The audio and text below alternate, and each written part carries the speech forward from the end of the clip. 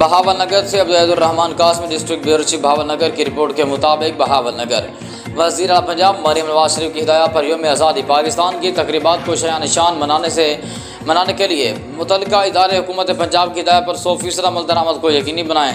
हुकूमत पंजाब की तरफ से जारी करदा हिदायत पर मनवान अमल दरामद किया जाए। मुतल्लिका इदारे यौम आज़ादी पाकिस्तान की तकरीबात को आसान अंदाज में मनाने के लिए मुश्तरका हिकमत अमली बनाएँ और वज़ा करदा गाइडलाइंस के तहत जश्न आज़ादी की तकरीबात का इनेकाद करें। ये बातें डिप्टी कमिश्नर ज़ुल्फ़कार अहमद ने जश्न आज़ादी की तकरीबात के इनेकाद से मुतालिक जायज़ा इजलास की सदारत करते हुए की। इजलास में additional deputy commissioner revenue Mohammad Qayyum Qudrat, additional deputy commissioner general Zahoor Hussain समेत दीगर मुतल्लिका इदारों के अफसरान ने शिरकत की।